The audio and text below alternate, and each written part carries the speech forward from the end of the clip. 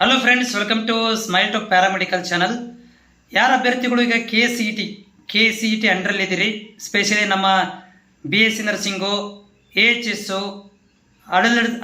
ಅಂದರೆ BPT, pharmacy ಕೋರ್ಸ್ಗಳು ಮತ್ತು ವಿವಿಧ ಬೇರೆ ಬೇರೆ ಕೋರ್ಸ್ಗಳು ಇದಾವ್ರಿ. ಅದಕ್ಕೆ ಸಂಬಂಧಿಸಿದಂತೆ ಇದವರು ತಮ್ಮ ವೆಬ್ಸೈಟಲ್ಲಿ ಏನಾದರೂ ಹೊಸ ಒಂದು ಅಪ್ಡೇಟ್ಗಳನ್ನು ಮಾಡ್ತಿರ್ತಾರೆ.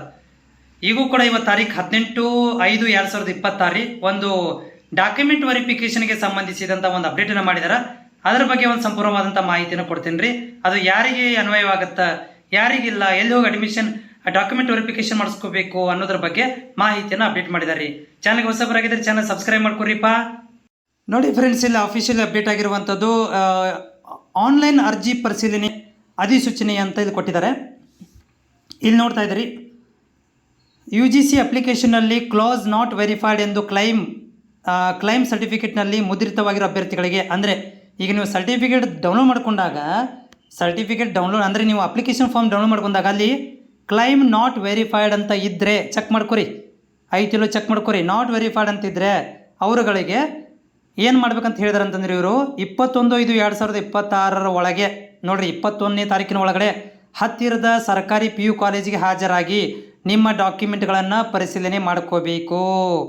ನೋಡಿರಿ, ಈಗಲೇ ಚೆಕ್ ಮಾಡ್ಕೊರಿ. ನೀವು ನಿಮ್ದು ಇದನ್ನು ಚೆಕ್ ಮಾಡ್ಕೊರಿ. ಅಪ್ಲಿಕೇಶನ್ ಫಾರ್ಮ್ ಒಳಗಡೆ ಪ್ರಿಂಟ್ ಬಂದಿರ್ತದಲ್ಲ, ಅದರ ಚೆಕ್ ಮಾಡ್ಕೊರಿ.